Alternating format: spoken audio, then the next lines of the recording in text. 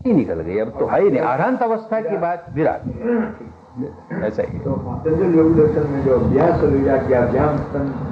यही है, तो यही पहले तो अभ्यास, हाँ चतुर्दीर्घ काल निरंतर संस्कार आश्रय तो घटक, बिल्कुल। तो पहले तो उसको दीर्घ काल और निरंतरता पूर्वक करना चाहिए, जब पीछे वही आ गए। ये जो संपजन्य की बात कहते हैं ना कि संपजन्य न रिंचति, उसी को संप्रज्ञान कहा उन्होंने। लेकिन तब तक ये विद्या लुप्त हो गई थी तो संप्रज्ञान का ठीक अर्थ समझ नहीं पाए। तो वो कहता है संप्रज्ञात समाधि और फिर असंप्रज्ञात समाधि। तो जो संप्रज्ञात समाधि है उसमें शरीर और चित्त की सारी संवेदनाएं, शरीर और चित्त पर जो कुछ चल रहा है उसको देखता हुआ चित्त एकाग्र है, वो संप्रज्ञात समाधि। और उसके परे निकल गया, इंद्रियातीत अवस्था में चला गया, तो असंप्रज्ञात समाधि। अब संप्रज्ञात की जरूरत नहीं है, संप्रज्ञात में तो उदय व्यय का अनुभव होगा, वहां तो उदय व्यय है नहीं तो क्या अनुभव होगा, वो असंप्रज्ञात समाधि। लेकिन वो जब व्याख्या करते हैं, व्यास की व्याख्या भी है, औरों की व्याख्या भी है, वो कुछ नहीं समझे उसको, संप्रज्ञात को समझे नहीं बेचारे। बात तो वही है, क्योंकि जिस वक्त ये बना उस वक्त तो उसकी गूंज थी ना, 500 वर्ष की तो बात बना, तो विपश्यना की गूंज तो भारत में थी उस वक्त। लोग विपश्यना भी कोई एक साधना हुआ करती थी अपने यहाँ, जिसमें संपजन्य रहता था, फिर संपजन्य के परे जाने की भी कोई बात होती थी, ये सारी बातें उसमें थी। लेकिन अब वो विद्या तो नहीं, लुप्त हो गई। विद्या साथ होती तो वो उसको डिस्क्राइब करता, ठीक से कर नहीं पाया। बाकी और बातें तो सारी की वही हैं, उसमें वो चारों आर्य सत्य दिए हुए हैं, वो शब्द दूसरे इस्तेमाल किए हैं। लेकिन ये दुख है, दुख की जगह उसने क्लेश लिखा है, ये क्लेश है, क्लेश का कारण है। तो पहला कदम हमारा मजबूत हुआ। लेकिन वो है ऐसा हम कब कहें?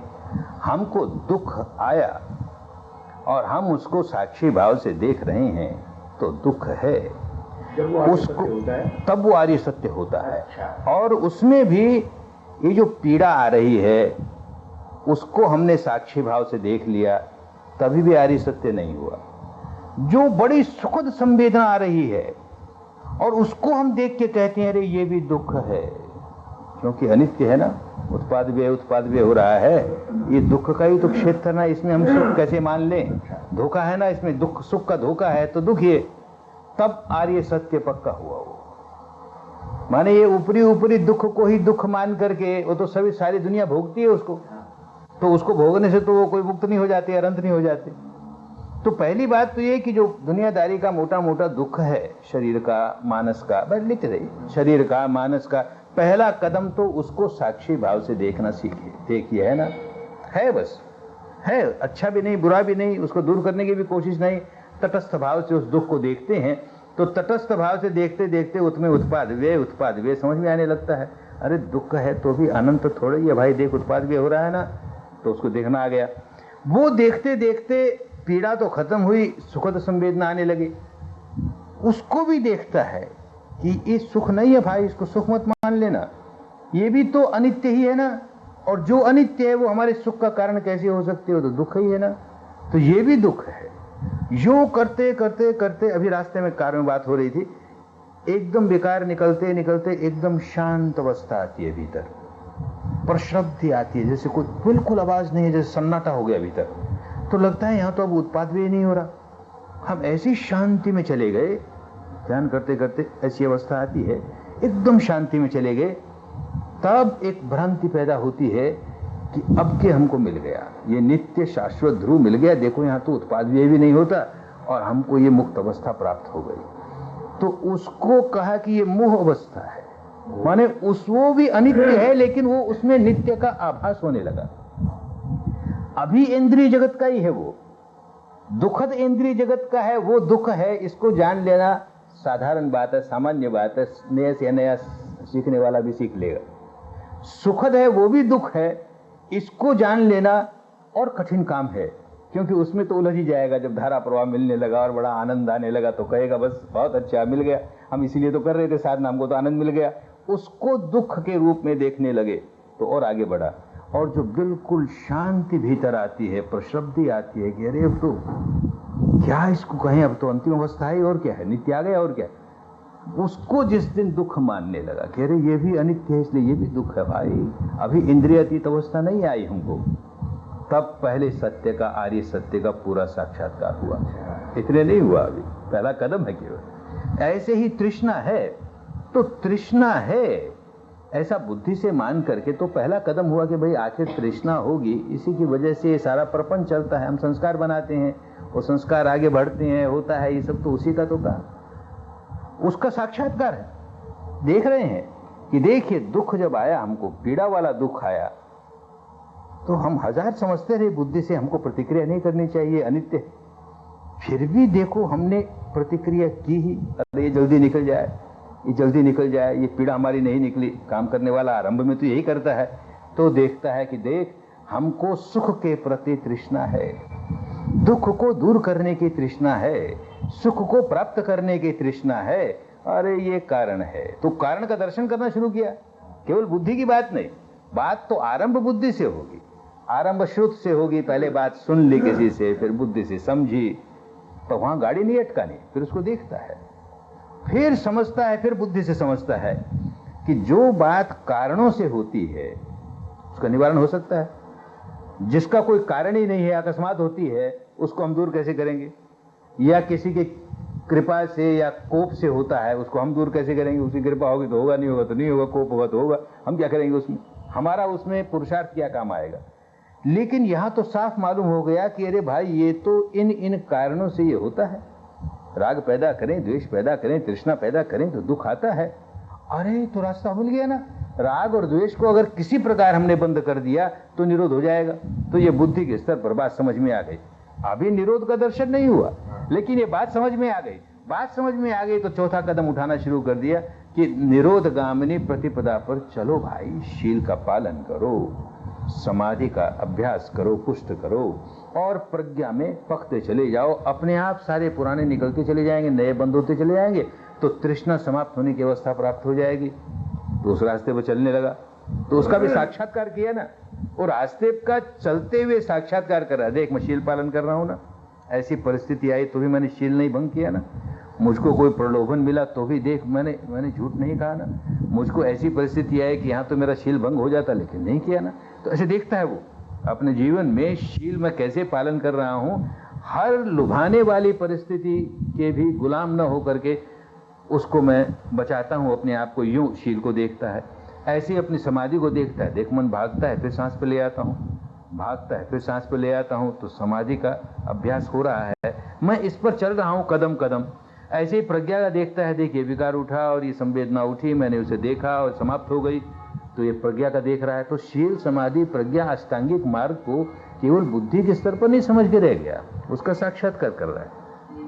वो साक्षात्कार करते करते प्रज्ञा पुष्ट होते होते विकार आए नष्ट हुए, आए नष्ट हुए, आए नष्ट हुए, होते होते इंद्रियातीत अवस्था का जिस समय अनुभूति हुई तो निरोध का तीसरे का अनुभव हो गया। अनुभव चारों का हुआ तब काम की बात है। तो ये भगवान बुद्ध की वाणी में जब उनको ये प्राप्त हुआ, बोधि प्राप्त हो गई, और फिर ये हुआ कि चलो अब लोगों को बांटें, तो पहले अपने गुरु का ध्यान आया, फिर वो नहीं मिले, फिर वो 5 लोग जो छोड़ के भाग गए थे उनका ध्यान आया कि चलो उनके पास जाएं, और वो पहले से अपना मानस बनाए हुए थे कि ये आदमी बुद्ध नहीं बन सकता, तो सुनने को तैयार नहीं। लेकिन इतना बड़ा उनकी करुणा और इतना बड़ा उनका प्रभा मंडल बोधि प्राप्त करने का, तो आकर्षित हो गए, सुनने लगे। तो यही बात उन्होंने कही कि भाई ये जो 4 बात है कि दुख है, दुख का कारण है, दुख का निवारण है, और उस निवारण का उपाय है, ये 4 बात की वजह से मैं बुद्ध नहीं हुआ। इन 4 बातों को 3 तरह से मैंने पूरा किया, तब बुद्ध हुआ। तब वो समझाते हैं क्या 3 तरह से पूरा किया। 12 प्रकार से इस बात को जब मैंने सिद्ध कर लिया तब बुद्ध हुआ। माने उस वक्त भी ऐसा कहने वाले लोग तो संसार में बहुत होंगे जो ये कहते होंगे भाई ये दुख का कारण तो राग द्वेष है, इसको निकाल लो, निरोध हो जाएगा, मुक्त हो जाएगा। तो वो नई कोई हमने खोज नहीं की, हमने ये किया कि दुख है तो दूसरा काम ये कि इसको समाप्त करना चाहिए। इसके बारे में पूरी जानकारी करके ही समाप्त कर सकते हैं। अंधेरे में कोई हो हमारा दुश्मन और हमको पता ही नहीं कि कहाँ है वो, यहाँ छुपा है कि यहाँ, हम उसको समाप्त कैसे करेंगे? तो उसका परिज्ञान होना चाहिए, परिपूर्ण ज्ञान होना चाहिए दुख का। दुख का परिपूर्ण ज्ञान हुए बिना हम अपने आप को बुद्ध नहीं कह सकते। कहा नहीं हमने, तो दुख है ये सच्चाई जानी, बुद्धि से जानी केवल। दुख का परिज्ञान होना चाहिए, ये बात समझ में आई, फिर बुद्धि से ही आई। दुख का परिज्ञान कर लिया तब वो पहला आर्य सत्य मेरा पूरा हुआ। तो क्या परिज्ञान कर लिया कि ये मोटा मोटा दुख जो था पीड़ा का, शरीर का, अरे उसको देख करके परिज्ञान पूरा नहीं हुआ, थोड़ा सा ज्ञान हुआ दुख के बारे में। जो पीड़ा आती है उसको देखा, जो सुखद संवेदना है ये भी दुख है, जब उसको देखा तो और परिज्ञान आगे बढ़ा। अरे ये जो सुख, असुखद अदुखद जो शांत परिस्थिति आती है वो भी दुख ही है। तो उसका पूरा उस सारा क्षेत्र देख लिया दुख का। दुख का जितना क्षेत्र, माने इंद्रिय जगत में जो जो अनुभूति होती है सारी दुख ही दुख है। यं किंचे वेदयति तंपि दुखस्मिन दुखस्मिन, जो संवेदित होता है मुझे सब दुख है। ये बात समझ में आई तो परिज्ञान हो गया उसका पूरा। तो 3 तरह से उसका किया। ऐसे ही दूसरा जो है आर्य सत्य, तृष्णा। तो तृष्णा है, तृष्णा की वजह से ही दुख होता है, ये बात बुद्धि ने कही, हमने स्वीकार की। अब अगला कदम क्या? ये तृष्णा को उखाड़ना चाहिए। दूसरा उसके बारे में एक दूसरी बात, उखाड़ना चाहिए। और तीसरी बात कि हमने ये उखाड़ लिया तब पूरा हुआ, नहीं तो पूरा कहाँ हुआ? तो हमने उसको उखाड़ लिया तो दूसरा आर्य सत्य पूरा हुआ। तीसरा ये निरोध है, दुख का निरोध है। ये दुख के निरोध की अवस्था का साक्षात्कार करना चाहिए। दुख का निरोध है ऐसा बुद्धि से तो मानते हैं, जो बात कारणों से होती है कारण निकल जाएगा तो वो आ जाएगी, लेकिन आई तो नहीं ना, तो वो साक्षात्कार होना चाहिए, दूसरी बात उसकी। और तीसरी बात, मैंने साक्षात्कार कर लिया, दुख निरोध की अवस्था का मैंने साक्षात्कार कर लिया। ऐसे चौथा आर्य सत्य कि दुख निरोध गामिनी जो प्रतिपदा है उस पर भाई चलना चाहिए, उसका दूसरा हिस्सा। और तीसरा हिस्सा ये ले चल लिया मैं पूरा, उस पर पूरा चल लिया। यूं 12 प्रकार से जब ये 4 आर्य सत्य पूरे हुए तो मैं बुद्ध हुआ, इतने में बुद्ध नहीं हुआ। तो बड़ी गहन बात कही ना, कि माने लोगों में बुद्धि के स्तर पर धर्म को समझ लेना अच्छी बात तो है। एक आदमी बिल्कुल ही ऐसी जंजाल में पड़ा है, वो समझ में ही नहीं आता कि हमको क्या दुख है, और ये जो कर रहे हैं राग द्वेष से दुख होता है और इसका निवारण भी हो सकता है, ये सारी बात सोचता ही नहीं, वो समझता ही नहीं।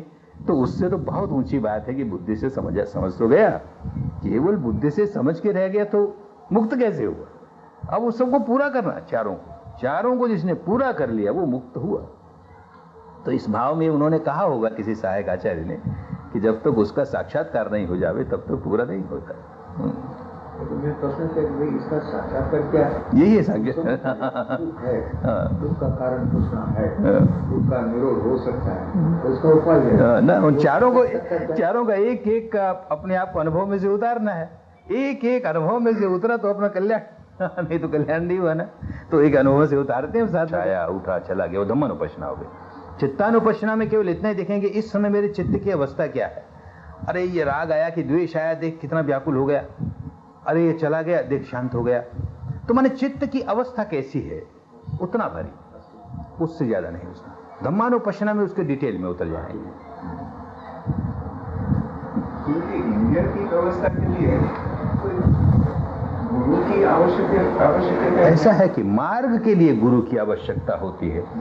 इंद्रियातीत अवस्था के लिए होता है, माने इतना ही। कुछ लोग तो कुछ नहीं उनको करना पड़ता, वो करते करते ध्यान करते करते अपने आप ये भवंग से ड्रॉप होकर के इंद्रियातीत अवस्था में चले गए। लेकिन कुछ लोगों को जब वो बिल्कुल पकते पकते उस अवस्था पर आते हैं तो मार्गदर्शक जरा सा एक गाइडेंस देता है कि ऐसे करो, ऐसे करके देखो, ऐसे करके देखो, तो उससे वो उस अवस्था में पहुंच जाते हैं। तो भी करना खुद ही है। मार्गदर्शक इसमें मार्गदर्शक तार देगा, ये बात धर्म के क्षेत्र में लागू नहीं होगी। मार्गदर्शक मार्ग ही देगा, करना तो खुद को पड़ेगा। इंडिया की तरफ से देखने वाला कि अनुभव करने वाला कोई चीज तो है ना, वो क्या है, वही वर्णनातीत है। माने सारी जितनी फिलॉसफी दुनिया में बनी वो ऐसे लोगों से ही बनी कि जिन्होंने इंद्रियातीत की अनुभूति नहीं की। मान लिया कि कोई इंद्रियातीत अवस्था अवश्य है, मुक्त अवस्था होगी तो इंद्रियातीत अवस्था होगी, वो नित्य होगी, वो शाश्वत होगी, वो ध्रुव होगी, ऐसा मान रहे हैं। अपना अनुभव हुआ नहीं। जब अपना अनुभव नहीं हुआ तो जैसे अभी ये बुद्धि की बात है कि बुद्धि के स्तर पर तो समझ गए ना सारा, तो उसको भी बुद्धि के स्तर पर समझ गए कि वो नित्य है, शाश्वत है, ध्रुव है। तो नित्य है, शाश्वत, ध्रुव, तो ऐसा होगा, ऐसा होगा।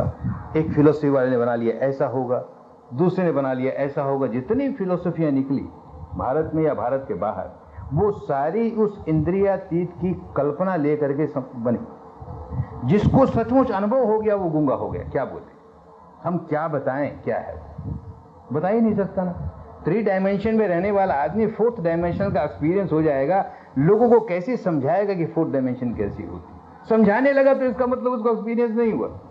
उसकी 3 डायमेंशनल वाली बुद्धि कहती है कि ऐसा होगा, तो इंद्रिय जन्य बुद्धि कहती है कि वो मुक्त अवस्था ऐसी होगी, तो व्याख्या करने लगा, फिलॉसफी खड़ी कर दी उसने। जिसने फिलॉसफी खड़ी कर दी बस एकदम समझ लेना चाहिए कि मुक्त अवस्था उसे प्राप्त नहीं हुई। ये तो गूंगे का गुड़ ना ना जरूर कहेगा, भाई ये भी नहीं है, ये भी नहीं है, नेति नेति कहता चला जाएगा, ये है, ऐसा है, ऐसा कहने लगा तो समझो नहीं हुआ, अनुभव नहीं है इसको। जिस साधक को अनुभव हुआ है वो जब वो अनुभव में से बाहर आता है तो उनको महसूस हो जाता है कि ये अनुभव से गुजरे। हाँ, ये तो नहीं तो क्या मैंने होगा, उस अनुभव में से गुजरे। मानो बाहर से उसका सारा शरीर मृत जैसा है, निरोध अवस्था में होगा तो इंद्रियां काम नहीं करेगी, नाम और रूप अलग हो जाएंगे, तो माइंड और मैटर अलग हुए तो मृत हो गया आदमी। तो डॉक्टरी हिसाब से मान लीजिए श्रोतापन्न की अवस्था नहीं, शब्दागामी की अवस्था नहीं, लेकिन अनागामी और अरहंत की जो निरोध अवस्था है उसी को निरोध अवस्था कहते हैं। इन दोनों को फल अवस्था कहते हैं। माने इसमें क्या होता है, एक क्षण निरोध में गया, एक क्षण बाहर आया, एक क्षण निरोध में गया, और लगेगा जैसे वो उसी अवस्था में है, तो लंबे अरसे तक लगा, उसमें निरोध में एकदम लंबे अरसे तक जाएगा। तो जो डॉक्टर्स एग्जामिन करेंगे उनके लिए वो डेड आदमी है, मृत आदमी है, लेकिन अंदर से जाग रहा है, वो बिल्कुल इसे होश है। अब वो कैसे बताए आकर के कि कौन जाग रहा था, कैसे जाग रहा था, क्या बोले, गूंगे गुड़ हो गया। उसका यही है कि जीवन बदल गया, उस अनुभूति से गुजर करके आया, जीवन बदल गया। जैसे पहले श्रोतापन्न की अनुभूति से ही गुजर करके आया, अब उस व्यक्ति से अमुक अमुक काम हो ही नहीं सकता। वो कभी पहले तो सोच ही नहीं सकता, और सोच भी ले तो हो नहीं सकता, उससे कर ही नहीं सकता। जो काम अधोगति की ओर ले जाने वाले हैं असंभव उस आदमी के लिए। ये उसका प्रूफ है कि ठीक है, ये उस अवस्था में से गुजरा है। ऐसे ही दूसरी में से गुजरा तो ये काम नहीं कर सकेगा, तीसरी में से गुजरा तो ये, चौथी में से गुजरा तो कोई ऐसा काम नहीं कर सकेगा जो नया भाव दे। नया भाव देने का संस्कार बना ही नहीं सकता वो आदमी, और पुराने जितने से निकाल दिए उसने। भगवान बुद्ध जो हैं और ये तो जो अनंत हो गए थे, उन लोगों को विपश्यना की क्या आवश्यकता है? अब विपश्यना की इतनी आवश्यकता है, जैसे अब आदमी संसार के सेवा में लगा है, अभी कुछ काम नहीं है, बैठे हैं तो क्या करेंगे, तो बैठे हैं तो यही करेंगे। वो बैठे हैं तब चाहे जब निरोध अवस्था में चले जाएंगे और इंद्रिय जगत में रहेंगे तो इसी को उत्पाद वे देखते रहेंगे। तो किसी ने प्रश्न किया उनसे, गुरु जी के सामने बार बार ये प्रश्न आता था कि ये अनित्य है, अनित्य है, अनित्य है, तो ये कब तक हम अनित्य है ये करते रहेंगे, श्रोतापन्न हो जाएंगे तब तक? तो उन्होंने कहा नहीं भाई, श्रोतापन्न होने के बाद भी यही करना पड़ेगा। तो सगदागामी हो जाएंगे तब तक, ये उसके बाद भी करना पड़ेगा। अनागामी हो जाएंगे तब तक, बाद भी अरंत हो जाएंगे तब तक, बाद में भी करना पड़ेगा। वो जितनी देर निरोध अवस्था में जाता है, माने बुद्ध होने के बाद या अरंत होने के बाद, बाकी सारा जीवन निरोध में रहेगा, ऐसा नहीं। निरोध में रहेगा तो बात कैसे करे, लोगों को उपदेश कैसे देगा, समझाएगा कैसे? तो बहिर्मुखी होकर के सारा काम करता है, निरोध में नहीं है। निरोध में जब उसका मन होता है तब बस बैठा गया निरोध में, खत्म। अब जो कुछ हो रहा हो बाहर, निरोध अवस्था में चला गया। जब चाहे तब, जितनी देर के लिए जाना चाहे उतनी देर के लिए निरोध अवस्था में चला जाएगा। लेकिन जब बाहर आया तो वो भी उसी तरह से देख रहा है, सारा अनित्य है अनित्य है। उसको कुछ साफ नहीं करना, लेकिन स्वभाव हो गया, यही देखेगा। और क्या करेगा? लोगों से बात करेगा तो भी यही देखेगा, लोगों को उपदेश देगा तो भी यही देखेगा, आराम करेगा तो भी यही देखेगा, चलते फिरते खाते पीते यही करेगा। वो कोई कर्म नहीं कर सकता, कुछ नहीं, कर्म नहीं है ना, वो क्या कर्म है? वो चलते हैं उसके, इसीलिए उनके कर्म को, अरहंत के कर्म को क्रिया कहते हैं, पुरानी भाषा में क्रिया कहते हैं कि क्रिया है, केवल कर्म नहीं है। इसका कोई बंधन नहीं बनता है, इसका बंधनों से परे है। ये प्रश्न मैंने पहले भी आपको एक बार पूछा तो उसका जवाब अभी दिमाग में बैठा नहीं था कि विपश्यना करने से कि कर्म के फल की मात्रा बदलती है कि नहीं बदलती है? जितनी निकल जाएगी उतनी मात्रा बदल गई ना। माने हमारे पास इतनी बड़ी संख्या में कर्म का फल एकत्र है और हम सफाई किए जा रहे हैं, सफाई किए जा रहे हैं, तो उसकी मात्रा कम रह गई अपने पास। जो जी कोई ऐसा कर्म किया हो कि जिसका फल हमें लगे से कि 1000 रुपये के नुकसान से विपश्यना करते हैं तो संभव है कि वो 1000 रुपये के नुकसान के बजाय 1 रुपये के नुकसान। यही होता है विपश्यना में। और क्या होता है? मानो कोई लकीर हमारी बहुत गहरी है और उसका प्रतिफल बहुत बड़ा दुख देने वाला आएगा, तो हम उस लकीर को कितना साफ करते गए, लेकिन फिर भी अभी उसकी कुछ गहराई है और फल आ गया। तो जितनी गहराई हमने दूर कर ली उतना तो हल्का हो ही गया वो। अगर वो अपनी पूरी गहराई का फल लेकर के आता तो न जाने कितना असह्य होता। तो अभी हमारा थोड़े में भुगतान हो गया, बात खत्म। तो भाई जब विपश्यना करते हैं और संवेदना को देखते रहते हैं तो हर टाइम जब सफाई होती है तो उस संवेदना के कुछ वाइब्रेशंस फैलाते तो हैं और किसी ना किसी को उसके इफेक्ट तो आती होगी ना। वो नहीं समझना चाहिए कि हम अपना जो मैल निकालते हैं वो किसी दूसरे से जाके चिपक जाए। होता क्या है कि हम जो कहते हैं कि भाई कहीं गलत जगह जाकर के तुम इन्वॉल्व होगे तो वहाँ से तुम खराब वाइब्रेशन ले लोगे, ऐसा कभी कह देते हैं, तो वो तब होता है जब अपने अंदर भी उसी प्रकार की वाइब्रेशन का संग्रह हो। कोई खराब वाइब्रेशन कहीं वातावरण में है और हमारे पास भी उसी तरह की खराब वाइब्रेशन की किसी जन्म का संग्रह हो, थोड़ा ही हो चाहे, तो उसकी वजह से स्टिमुलेट हो जाएगी, उसके साथ समरस हो जाएगी। तो फिर उसके साथ समरस होकर के ये अपना उसी तरह का काम करना शुरू कर देगी, बढ़ना शुरू कर देगी। बस हमने उसको ग्रहण कर लिया, दूसरी भाषा में योग ग्रहण कर लिया। लेकिन वैसे कोई दूसरे की वाइब्रेशन हमको नुकसान पहुंचाए, कैसे पहुंचाएगी? अगर हम अनंत हो गए तो कैसे पहुंचाएगी? हम, हमारे पास अपना उस तरह का, उसी क्वालिटी का संग्रह होगा तो उसके साथ ट्यून अप हो जाएगा। नहीं होती, और होता ही माने। सामान्य गृहस्थ है, सामान्य व्यक्ति है, तो सब तरह की संवेदनाएं भीतर लिए बैठा है, न जाने कितने कितने जन्मों में क्या क्या किया है। तो किसी के साथ ट्यून अप हो जाए तो भाई ऐसी गलत जगह जाओ ही क्यों? जैसे बहुत अच्छी साधना करने वाला आदमी और चला जाए सिनेमा में, अब सिनेमा में थोड़ी देर बैठेगा तो उसको जैसे काटने लगा कुछ, क्योंकि सारा वाइब्रेशन वहां का जो है वो राग का, द्वेष का, इसी तरह का। और अपने पास अभी पूरे तो निकले नहीं ना राग द्वेष, तो एकदम समरस होने लगे उसके साथ। तो काहे हम ऐसी जगह जाकर के अपना बढ़ाएं? इसलिए जो दूषित जगह लगे उससे दूर रहे। जो अपने को लगे कि ये जगह काटती है, अपने को ठीक नहीं लगती, तो अब गृहस्थ की जिम्मेदारी के लिए जाना पड़े, वो बिल्कुल अलग बात। डरना भी नहीं चाहिए कि भाई ऐसा होगा तो फिर आदमी गृहस्थ का जीवन कैसे चलाएगा, अपनी जिम्मेदारी कैसे निभाएगा। लेकिन अकारण ही हम जाकर के कीचड़ में लोट पलोट क्यों लगाए? जिम्मेदारी है, जरूरी है, ठीक है, जाना है तो करना है। फिर वो अपना जो जीते हैं वो स्प्रेड होती है बाहर में। हाँ। तो अंदर में तो कुछ फिर उस समय तो महसूस नहीं होता है, तो अंदर महसूस होने लगेगा, दोनों ही होगा। भीतर भी जैसे कुछ लहरा रहा है और बाहर भी लहरा रहा है।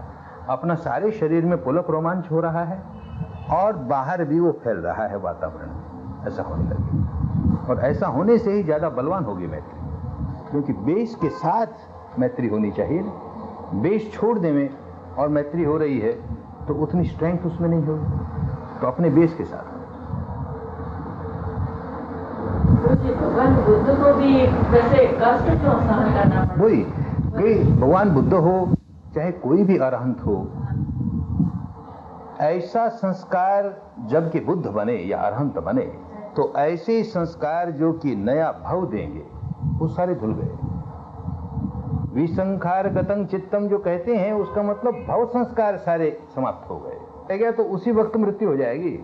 अरंत भी हो गया और संस्कार भी नहीं रह गया बिल्कुल, तो मृत्यु हो जाएगी। तो बस वो संस्कार जो जीवन धारा को चलाएं और जिनकी वजह से नया भव नहीं आ सकता, वो जो संस्कार हैं अब वो अपना कोई रूप लेकर के आ सकते हैं। जैसे कि पत्थर की चोट लग गई उसको चोट नहीं मानते, अरहंत है ना, उनको क्या होगा, ये चोट तो लगी पांव पर। तो लोगों की नजरों में तो देखो भगवान बुद्ध को चोट लगी, भगवान बुद्ध देखो पेचिश हो गई, भगवान महावीर देखो बीमार पड़ गए, ये हो गया। तो ये सारी बातें लोगों की नजरों में तो है लेकिन उनकी नजरों में तो कुछ नहीं है। लेकिन वो आना, उसमें से गुजरना तो पड़ता है। निंदा हुई, लोगों की नजरों में तो बड़ी बात है, देखो भगवान बुद्ध की भी निंदा हुई, निंदा वो निंदा ही नहीं मानते तो उनको नहीं होता। लेकिन वो कोई संस्कार ऐसा है जो इस तरह की परिस्थिति पैदा करने वाला है, वो करे।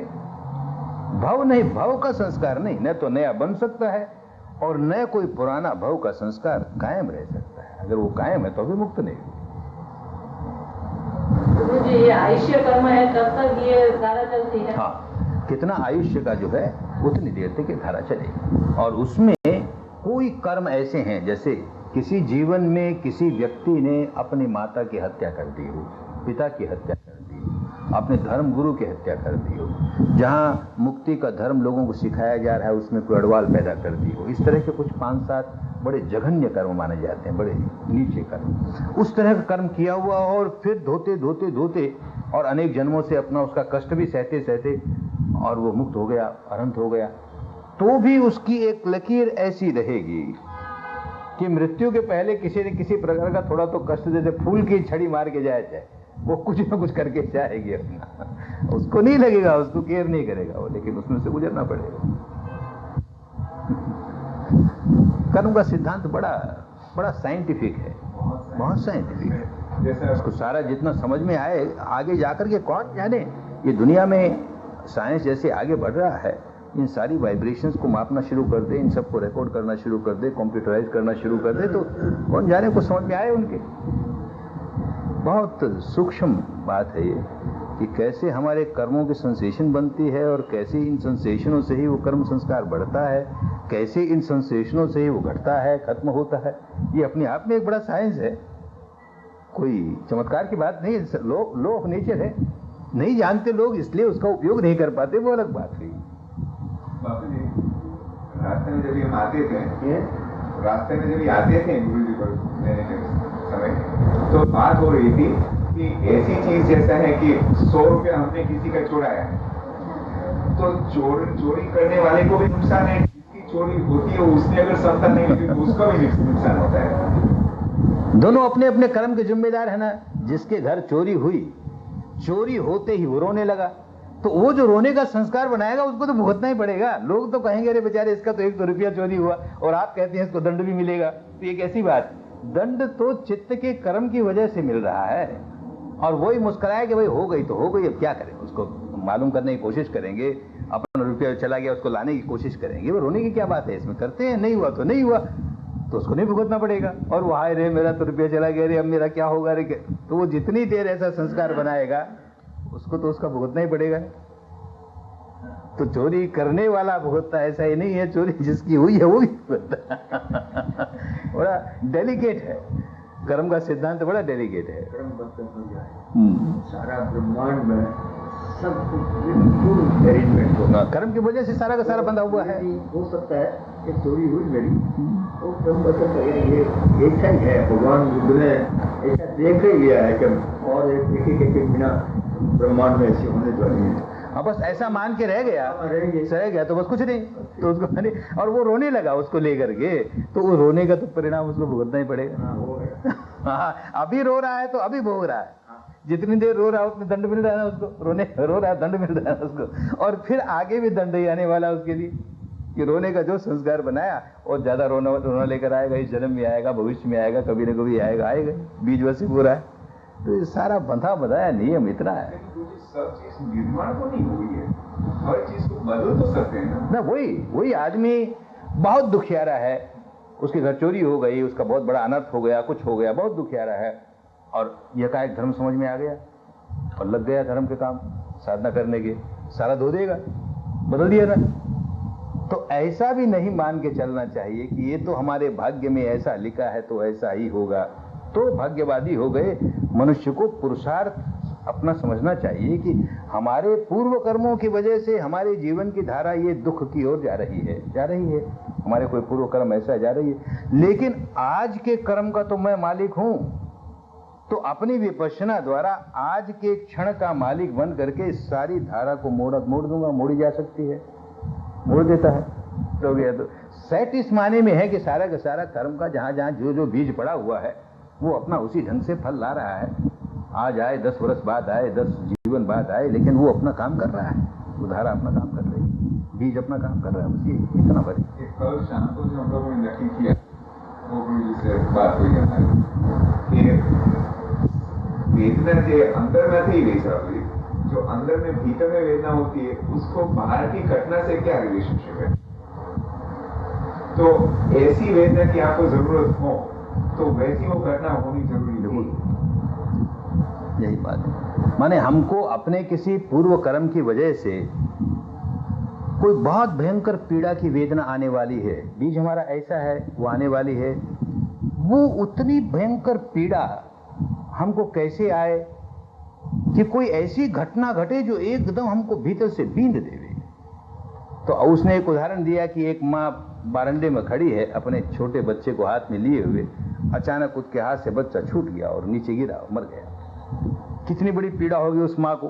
बच्चा मरे तो ही पीड़ा कम नहीं होती माँ को, अरे अपने हाथ से मर गया, अपनी असावधानी में मर गया, उसको उतनी बड़ी पीड़ा अपने कर्म संस्कार की वजह से मिलनी थी। तो वैसी घटना घटेगी तब न उतनी पीड़ा में गुजरेगी, वो नहीं कैसे गुजरेगी। तो घटना उस तरह से घटती है उसके लिए। जैसे कोई हमारा अपमान करता है, कोई हमारे लिए कोई ऐसी काम करता है जो हमको खराब लगता है, तो हम दुखी तो होते हैं। हमारा अपना पुत्र ऐसा करे, हमारा अपना सगा भाई ऐसा करे, तो वो बात ऐसी बनेगी कि वो पुत्र ही ऐसा करेगा तो पीड़ा ज्यादा होगी ना, वो सगा भाई ऐसा करेगा तो पीड़ा ज्यादा होगी ना। तो वो फिर सारा नेचर अपना काम इस तरह से करवाती है। तो आई है इसलिए कि उतना गहरा बीज था, इसका ऐसा ही फल आना चाहिए, इतनी पीड़ा वाला फल आना चाहिए इसमें। वो जो फल आता है उसमें जो क्षमता में बस तो वो फल जैसा नहीं लगा, अपवर्तन हो जाएगा। बिल्कुल बिल्कुल वही तो है ना, कि माना कि नहीं हम ये मान के चलें कि हमने वो बीज बोया था इसलिए हमको ऐसा फल आएगा, हम क्या करें, तो रोएंगे, रोना ही पड़ेगा और क्या होगा, तो वो तो बढ़ता ही चला जाएगा। सब आपका महामंत्र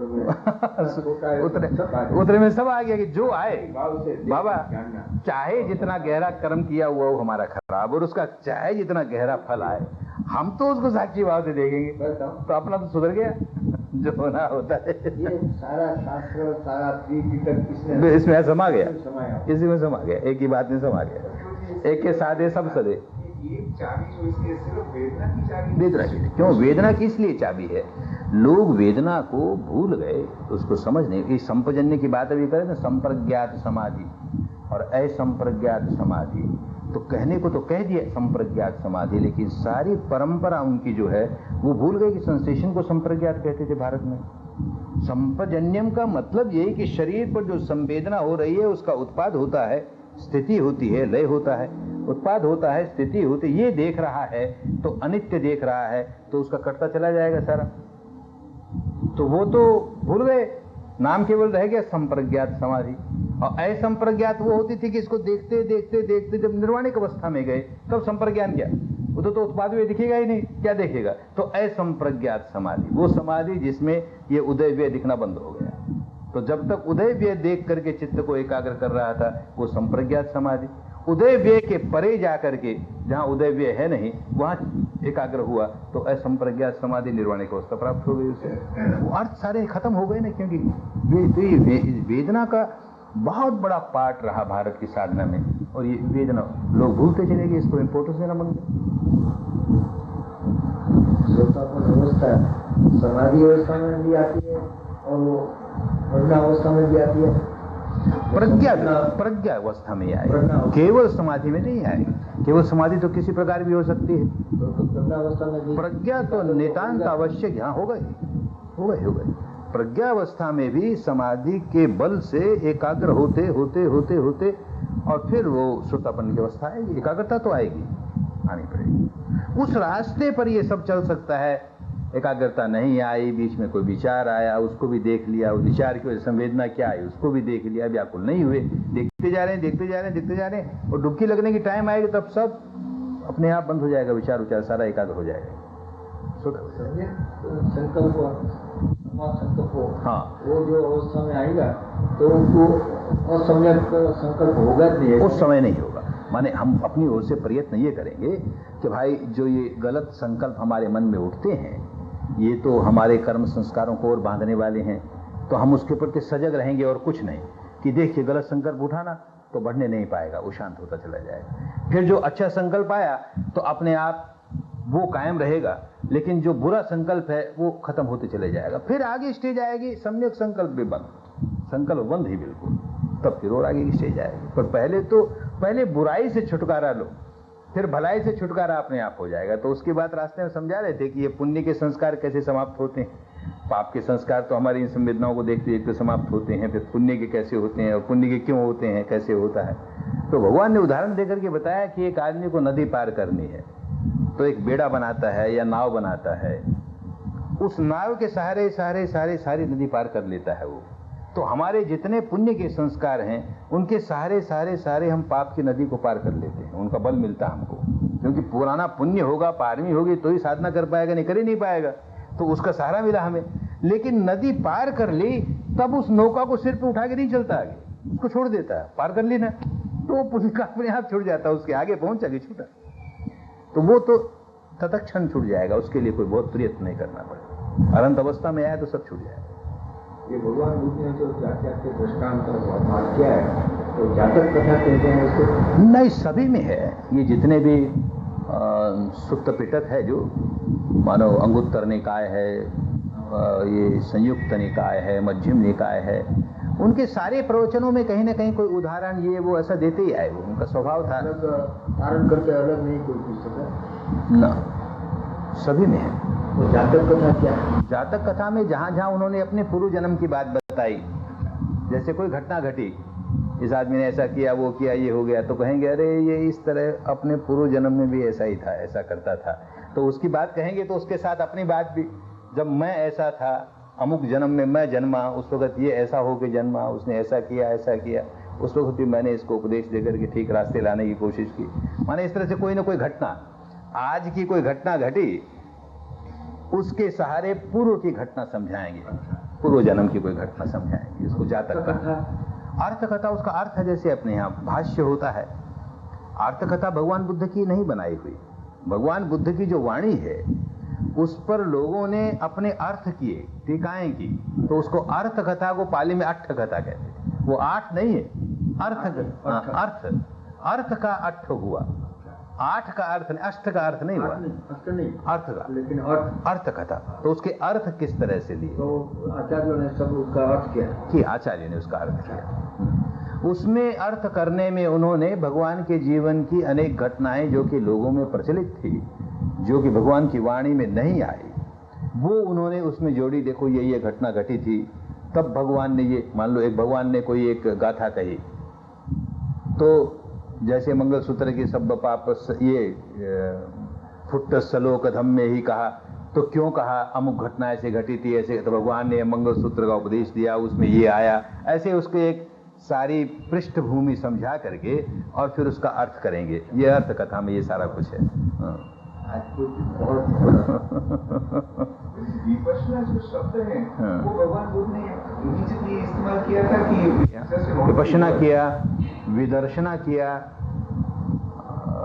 इस तरह से अनुपश्यना किया, वो कई शब्द ऑर्डिनरी शब्द है, उस वक्त इस्तेमाल होता था। हाँ, ये तो लोगों ने फिर भुला दिया इसको, इसलिए शब्द लुप्त हो गया भारत से, नहीं तो भारत का पुराना शब्द था, इसलिए इस्तेमाल हुआ, वेदों में इस्तेमाल हुआ, भगवान महावीर ने इस्तेमाल किया, गीता में इस्तेमाल हुआ, सभी जगह इस्तेमाल हुआ। ये अभी हम देख रहे थे वो दोबारा ये पातंजल योग का, पूरा पातंजल योग अभी पड़ गया पिछले दिनों में सारा का सारा, तो उसमें हमने देखा कि किस तरह से ये व्यक्ति सारी की सारी बुद्धवाणी को ऐसे कैसे रखे, उसने सारी की सारी बुद्धवाणी को ऐसे रखी है, और कहता है इससे मुक्ति होगी, इससे मुक्ति होगी, ये करना चाहिए, मुक्ति के लिए करना चाहिए, सारा को समझाता है। फिर कहीं बीच में कह देगा अथवा ईश्वर प्रणिधान, माने ये भी होगा, इससे भी हो सकता है, अथवा ईश्वर प्रणित, उसको अपनी ईश्वर की बात डालनी थी। वो है श्रद्धा, यही सारे वो भी है, है ये भी है। और वो जो ये 5 दुश्मन हैं उनकी भी व्याख्या है, वही इसी तरह से 4 आर्य सत्य हैं उनकी व्याख्या है, 4 जो ब्रह्म विहार हैं उनकी व्याख्या है। तो बिल्कुल वैसे ही चलता है। ये संप्रज्ञात असंप्रज्ञात की बात जिसमें देखी तो वैसे ही चलता है, बस खाली उसने बीच बीच में अपनी बात ये जोड़ी कि ईश्वर प्रणिधान भी एक रास्ता है, अथवा करके उसको डाला है। ब्रह्मचर्य जो शब्द है, ब्रह्मचर्य का जो पुराना अर्थ होता था वो धर्म का आचरण, उसको ब्रह्मचर्य कहते थे। लेकिन धर्म के आचरण में ये काम भोग से विरत रहना, ये भी उसका एक अंग है। आज ब्रह्मचर्य का अर्थ केवल मात्र वही हो गया कि जो सेलिबसी का जीवन जीता है वही ब्रह्मचर्य है। लेकिन पुरानी भाषा में ब्रह्मचर्य धर्म का जीवन जो जीता है, ब्रह्म में करने के लिए जो व्रत है वो ब्रह्मचर्य। हाँ, तो उसमें सारी बात आ गई। उसमें केवल एक ये सेक्स की बात नहीं है, सारी बात आ गई। झूठ बोलेगा और मान लो कि